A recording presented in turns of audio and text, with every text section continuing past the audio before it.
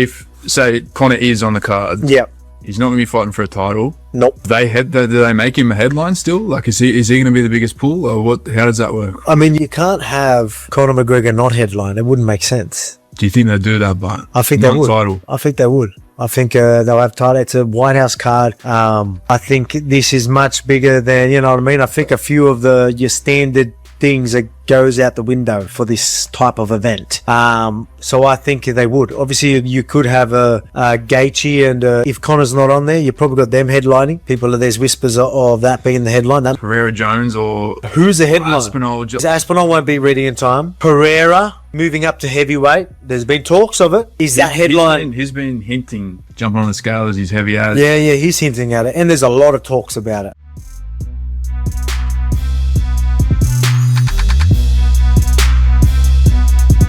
If it was up to you, who do you think makes sense for you to fight? You know who I would love to face? Who? Conor. Really? Yeah. How do you think you would beat Ilya Arturo? I watched this clip. You seen this? Arturo. Grab me the scruff of the chest and slap that little nose off him, yeah? Little ding dong with he is, yeah? I'm fucking Spanish. I'm in my bed, bro, yeah? I'm in my bed at the bare knuckle store, and let's see what's what. We're bouncing the yoke on the bare knuckle. You little fool, I'll cave your head in. You little short ass thing, or box your jaw in. On sight. I'm in my bed of Spain, yeah? I'm in my bed of Spain, October 12th at the bare knuckle. Stall, bro. Oh my god. Dude, I'm in Madrid March 7th at WoW FC. Come, you're more than welcome. Holy shit. And wait. Try to do something. Oh my god. Do some. Come in there. I'm not accepting your invitation. I'm inviting you. Come, March 7th. In Madrid Arena. If you want me to send you a specific location, I'm gonna do that.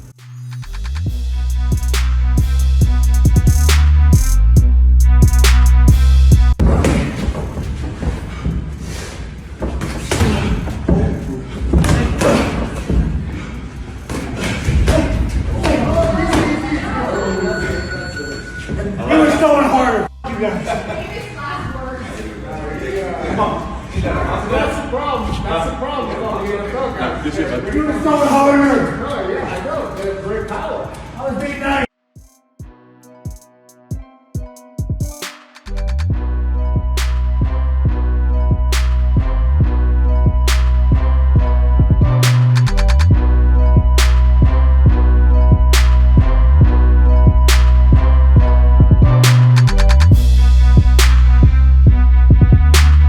Part of you want to go to the ground with Charles Oliveira on March 7th? We see what happens, you know. Never say never. I know. You know, my coaches just keep killing me. Keep seeing interviews of me talking about jiu-jitsu and, you know, subbing him and whatever, and they laugh. But, you know, at the end of the day, I've been saying, you know, and people call me crazy. Is like, you know, the BMF thing to do would be to submit a submission artist. So. And I'll never say never, you know. I'm gonna go out there and find my fight done.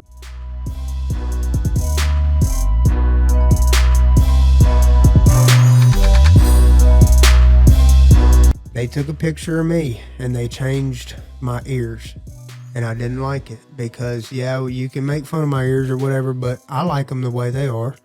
And I've earned them. They're my ears. We have fighter ears. And don't do a CGI Photoshop of my ears. And so they posted a picture of, and by the way, I'm not mad at any of these people. I could give a shit less. I don't give a but it was an issue of like they made a point to not listen to me or not. They also do a skin tone. Didn't they like make it a little bit of makeup? I think it looked a little funky for sure. They put a little bit of like makeup on you. I think it looked a little funky. I know the ears was fake ears. They put fake ears on me. And here's the thing: I was in a group text with some of the people that were on the show, and I said, "Can we please have this photo, a real photo of me used?" I said, "My ears aren't real on there. They put fake ears." And I didn't like the look of them. And I put my ears back. And they said, okay. Didn't happen. Then the next day, I did one more text to the another group of people, supposed to be higher ups.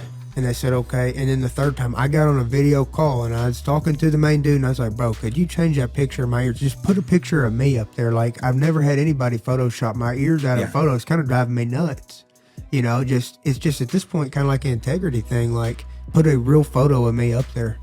And then they didn't do it after the third time asking. So I said, they're getting me out. I'm out. Yeah, I'm friends with the guy. What's the I see whatever the head guy. He called me. He's like, "Hey, think you can talk Bryce and get back in?" I'm like, "Oh, you cleared him out. I don't think he's gonna. I don't think he's going back in, bro. Why did you clear? He's all fire the girl that did it. I don't know. Bryce has integrity. I doubt it. They can hit you up, and you're just like, nah, man. When They you cleared try me to out. clear him out, he's out. I was afraid. I was afraid how the guy called me trying to talk about it. Just like, bro, Bryce, out. you cleared him out. He's out. He's out. Don't be clearing you out. Don't be That's getting just me being out. pushed on a serious Everywhere. rap yoga, but that's being pushed everywhere. It's Like, being they are pushed trying to everywhere. fucking- And I personally, yeah, everybody's starting to realize it.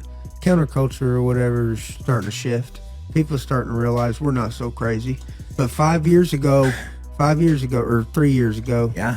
me and you were considered crazy. Now, we were having perfectly rational conversations. You can go back to our podcast 2 years ago. Dude, we're the same people. you're Ain't nailing nothing it. changed. It's everybody caught up. I have so many people like apologizing to me now, being like, Yeah. "I thought you were crazy." I'm like, "I don't hold any hard feelings." Being like, "Oh, they're like, oh, I talked shit to you about." Like, I don't care. I get it. I mean, just Yeah. like you.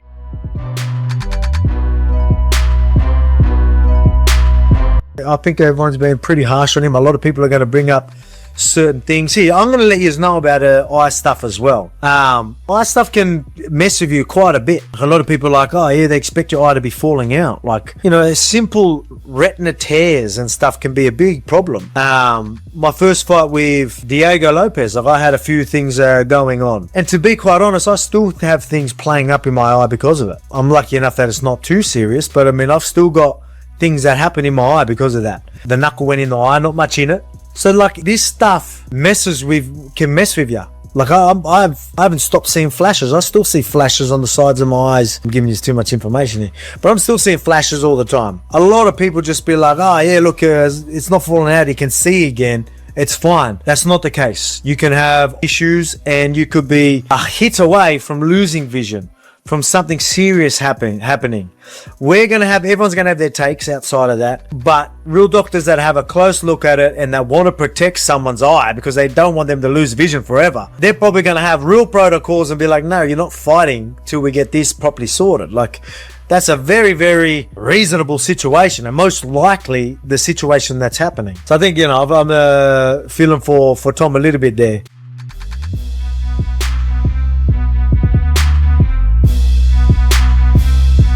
He's earned his chance to fight for that belt. Now imagine that Khamzat is here in the United States preparing for that fight with Imavov. That would be my guess if I am thinking about what's next. But the reality is, one, how difficult is it going to be for him to get back down to 185? Because I'm telling you, he looks massive next to Roundtree. 2, how will he compete when he's back down there? And 3, how does Imavov deal with the size of Khamzat Chimaev at this point? Because while Imavov was a 185-pounder, Khamzat was at 170, Chimaev looks like the bigger guy. He looks like the much bigger fighter. Now, I'm telling you, you guys have to watch that training footage. He looks like a monster at over 200 pounds. Khamzat Chimaev also has the Sean Strickland issue to deal with at 185. These guys cannot stand each other. Look, guys, when you are two athletes of the highest caliber and you have trained together and you have fought in sparring, one of those guys knows, or someone knows exactly what happened. But as most say, what happens in the gym stays in the gym.